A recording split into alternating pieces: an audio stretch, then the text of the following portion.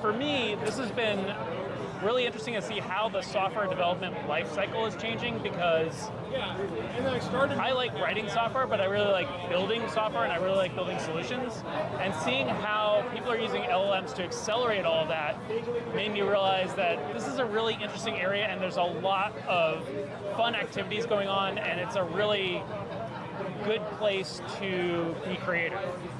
What I realize is that I actually, myself, don't want my first line of defense to be the pull request. I want to actually run a code, like a code review locally before I make the pull request. But, just from talking about people, it's just people really resonate with the idea of getting something to review their code before they make a pull request, because that just tends to be a big block in the software development pipeline. Hello, this is the second episode of AIMUG Builders, where we talk to members of AIMUG here in Austin, where we use LangChain and LangGraph to build AI agents and software. Here I'm with Jeff Linwood. Hi, Jeff. So what do you do, and what brought you to AIMUG? Yeah, that's a great question. So I'm a software developer who's been working with software for about 25 years or so, but just like everybody else, I'm really new to LLMs. I mean, I don't think they really existed in public form up until a couple years ago. And for me, this has been really interesting to see how the software development life cycle is changing, because I like writing software, but I really like building software, and I really like building solutions. And seeing how people are using LLMs to accelerate all of that made me realize that this is a really interesting area, and there's a lot of fun activities going on, and it's a really good place to be creative. All right. So what were you previously programming on? What was the area of expertise? Yeah, so I've done everything from enterprise Java development to Ruby on Rails applications for startups, to building applications for museums and national parks, and mobile apps for everything you can think of. But recently I've been doing a lot more work with building things on top of LangChain using TypeScript. Yeah, so what are you currently building? Right. So I've got a couple projects that I'm working on, but the one that I'm kind of most excited about is called ZapCircle. Okay. And it's an open source project that I'm building on top of LangChain. It's all in TypeScript, but it's kind of my take on, wow, there are some really interesting things happening with software, and what can I do to build a better software development framework on top of LLMs. So how can I start to provide some orchestration? How can I start to provide some tooling? And so I've done a lot of different experiments inside that one framework. So we had this idea of behavior-driven development about 15 years ago. It got really popular in the Ruby on Rails community, and then kind of hit a peak and then immediately dropped off. And the reason is that we had this idea that non-technical owners were going to write tests, and developers were going to write an intermediate language that would translate those tests into actual code, right? And so the idea is that someone would talk about all the behaviors that a tool would use. We'd use that to test it. And the missing step was that we didn't have LLMs to translate between these human-written behaviors and code or text. And so it just got to be to the point where behavior-driven development, I think, was just a lot of extra steps for people and didn't actually solve any real problems. But now that we have LLMs, we can turn them loose on that intermediate layer, which we kind of understood what the boundaries were of that. And we can say, hey, what if we had a behavior-driven framework, but using LLMs to translate between what people want and what computers can handle? And so that actually came out of another idea that I had, which was to build a declarative framework specifically for LLMs. So I went down the path of building a completely declarative framework for LLMs using vanilla JavaScript. So it was a single file component. You'd have your routes and your data validation, and you'd have a description, a human readable description, all in one set of code. And the LLM could actually update the JavaScript part of that as you updated the single file part of it. It was pretty cool, but the tool chain turned out to be unworkable. Okay. So, and also I realized that the LLMs don't understand this new framework, so it was going to have like a little bit of like a chicken and egg thing. So then I took that idea and I said, well, what if I took the same approach but did React components, right? Because React components are something that LLMs understand. They're baked into history, and also, a lot of people use React. I don't know what the front end numbers are, but certainly if I'm looking for users, React users are a great group of people to go after. Okay. And how's it working? Like, can you walk us like step by step? Like, how do you start? Like, what's the process?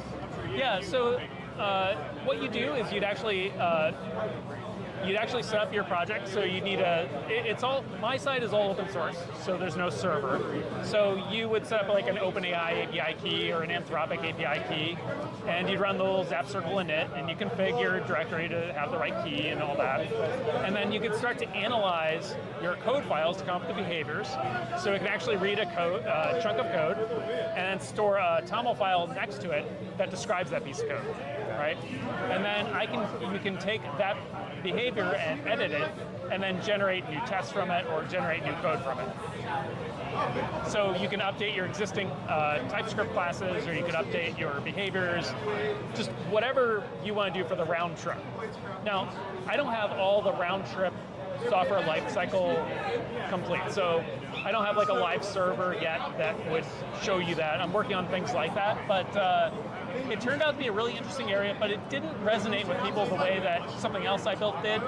And so I kind of decided to focus a little bit more on building a better code review solution. Okay. So a lot of people use code reviews already, right? So if you use GitHub, you've got a pull request, you can add GitHub Copilot. It'll give you a really nice AI code review of your pull request, and it does a great job.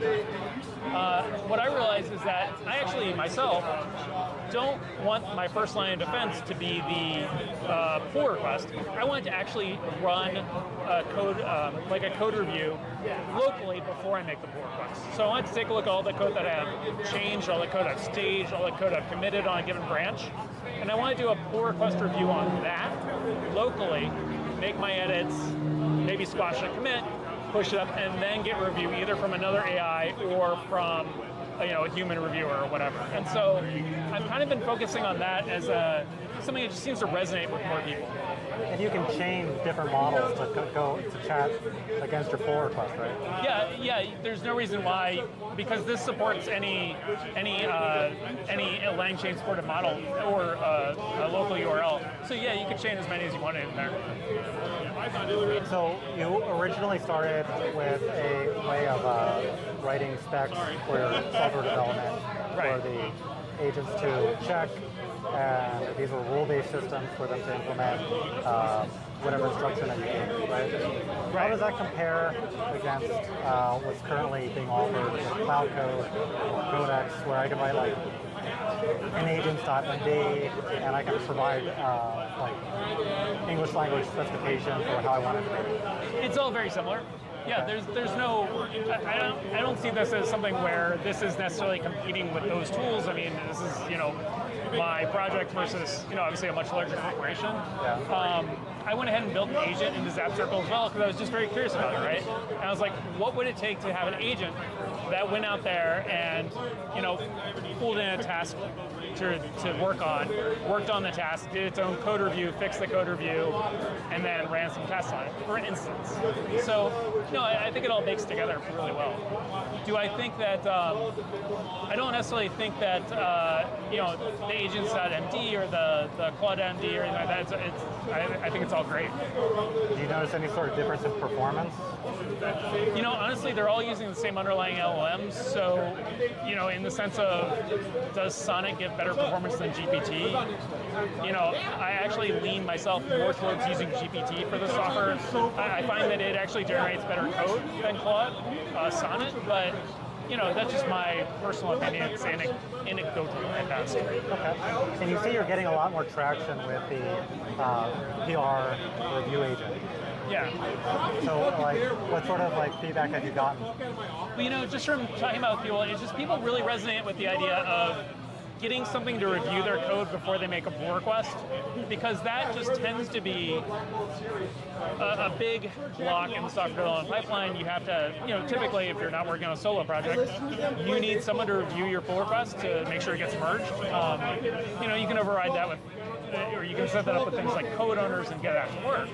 But if you don't have those things set up, then really having this extra step of doing the review before you get to the pull request, I think helps. Okay. Yeah. Have you tested this on simply just personal projects, or are you using this in collaboration with others? No, this is just personal projects right now. I'm definitely open to collaborations.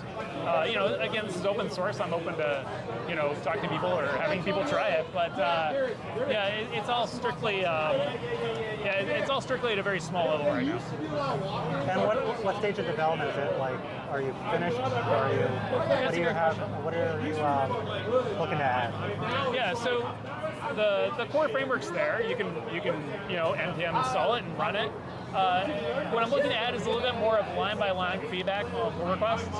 And then I also want to add a little bit more of almost like a centralized platform for pull requests, because I think that's the other thing that people are seeing is that a lot of people are spending time on code reviews, and maybe tech leads are spending more time on code reviews, junior developers are spending a little bit less time, but the thing is that engineering managers really don't have any insight into who's doing what with code reviews, and whether that is a separate product from GitHub or whether that's an add-on to something you could already do with GitHub, I'm not really sure. But I think that's probably the direction that would go. Okay. Where should listeners go first? Should they go to your GitHub, go to the docs page? Sure. Where do you want them to go? Yeah, probably the best place to go is the docs webpage, which is at ZapCircle.com. And that'll link to the docs that I've written, and it'll also link to the GitHub repository. Yeah, so anybody that's working on things that are going to improve the software development lifecycle with LLMs, I'd be really happy to talk to you, whether it's something you're building on top of Claude Code, or something you're building on top of GitHub, or something you're building on top of OpenAI. I think that there's a lot of different approaches. I don't know what the best is, and so I just want to talk to other people and see what they're doing. Where do they find you? Yeah, you can probably find me best at jefflinwood.com, or I'm Jeff Linwood on LinkedIn or Twitter/X. All right, well, be sure to follow on YouTube and follow me on X at Coffey First. Jeff, it was so nice to speak with you. Pleasure to meet you and talking to you. Take care.